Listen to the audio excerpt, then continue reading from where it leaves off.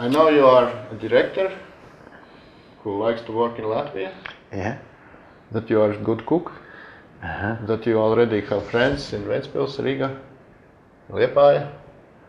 That we are working together to create the best play of the year 2015 for Liepājas theater now. And that you are, God willing. And you are going to be famous. You will be on the local television now. Have you something to add to this description? No, that's pretty good. So you chose Latvia as a place of your theater activities. Yeah, somehow. I think it happened. I mean, I still work. I work I work elsewhere too. I mean, I've just come back from Libya, where I did a directing workshop, and earlier in the year I was in Azerbaijan, and earlier in the year I was in Bosnia. So, but I think here I have the most consistent place. So, and I think I somehow seem to be working a lot for the Dialis Theatre, and I have a very good relationship with the actors there. We are speaking now about fairy tale, written 200 years ago. The title is Golden Pot, and it's written by Etta Hoffmann. And we were lucky enough for 10 days working with an author, going deeper and deeper in understanding Hoffmann. Any other author would be jealous, yeah? Yeah, I think so. And but any author deserves it, right? Or it's specifically Hoffmann? I think any Hoffmann or any writer would deserve it, because I think you have to. I don't know. I like doing my homework, but here it's particular because it is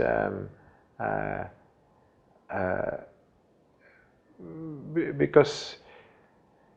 I think what we're doing as well is trying to sort of put music into this text, makes it even more challenging to sort of, and so it makes it even more important to really to break the text down and to sort of see this is what's important, this is what we're going to use musically. Why has he written what? What are the storylines within it?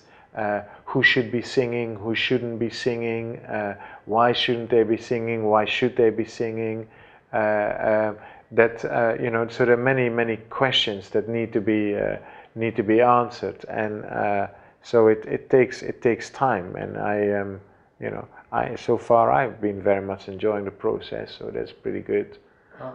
Me too. According to Hoffmann, it's like fake reality creators that's evil.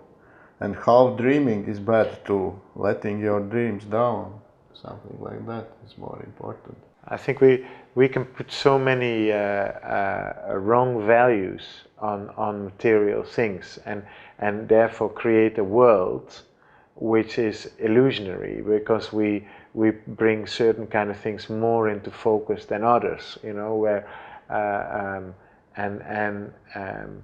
I think to live in that kind of illusionary material world is defeatist. It's not going to make anybody happy, and in that sense, it's a lie. And I think that's really very beautifully done here. It's like this man who has to sort of choose between a career and a wife. From the real world, if you like, and more maybe potentially even follow his dreams as well as because his skill is basically writing, although he might be a calligraphist, but it is also what he translates is their magical stories. So it might also be in a way about an artist who sort of who's allowed to follow his dreams. So not every artist is allowed to follow his dreams, yeah, in life. No, I know, and I think and a lot of people don't do that themselves either.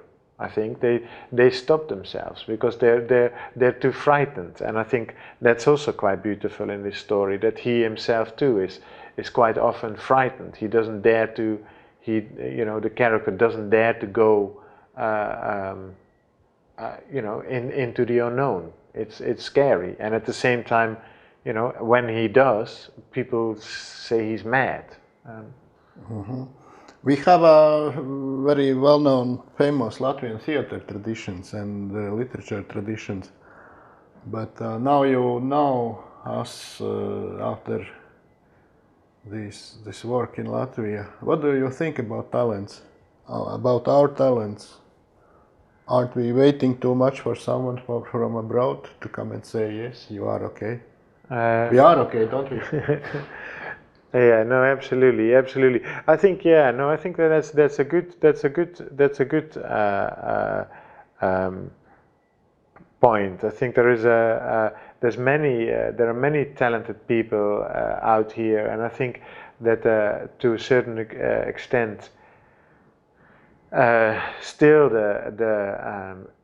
if it's been okayed or if it's from elsewhere, then people will like it. Often people are waiting to be told what they can and what they can't like, and I think the beauty in life is that basically that as human beings, that's where we distinguish ourselves from all the other. We have choice, and making up our own minds. I think that is the greatest gift we have been given, and so therefore, if we are waiting for somebody else to make the decisions for us, that's a real shame. Yeah. So you are not doing something special to follow some modern trends in theater, but you need to be sure that you have fresh ideas. You still need to know what happens. Yeah, but I think it's interesting because I think, for example, this is definitely this is not I think that the fresh trends are far more breaking things down, either doing verbatim documentary style theater and these kind of things, and this, I think, in a strange kind of way is fantastically old school, really, but it's in an embrace of exactly that. It's like in the old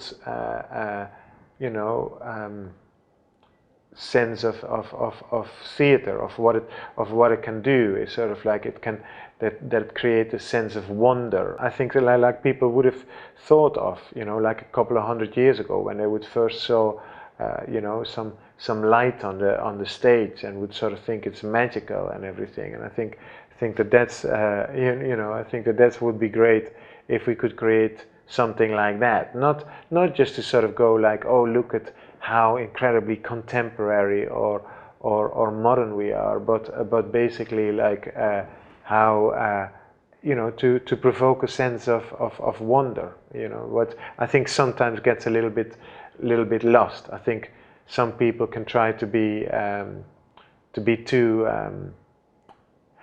too proud of an idea. Oh, look, I've thought of this, and everybody goes like, oh wow, what a great idea. And but I think the problem with ideas is that they are very short. They don't last. At the moment you've seen through the idea, there's nothing left. Maybe after the year, we will be proud that we made together that wonderful play of Hoffman. But now, today, my only message is that every big wonder should be prepared in a job like that, and it's a long time until the play will be ready. Yeah. But I hope that it will be wonder. I enjoy this stage very much of working. I enjoy exploring. I enjoy thinking about what a text does and how it can be. I think I love that about my job. that two adults can sit for 1 week and just read the one fairy tale. And discuss about it and sort of take that all very, very, very serious. You know, it's like about, you know, snakes coming out of doorknobs, and you know, and how are you going to do that on the stage, and you know, and how important that is to sort of show that kind of thing. I love that. I think that's, you know, that is, you know, you might do that. You might feel quite at ease doing that with children. But when two adults do that, you go like, well, they're crazy. You know, if you would hear two people talk like we probably have been doing over the last week outside in the street, you think that they are drunk or that they are. But we do this for a living, and it's nice. You know. Thank you.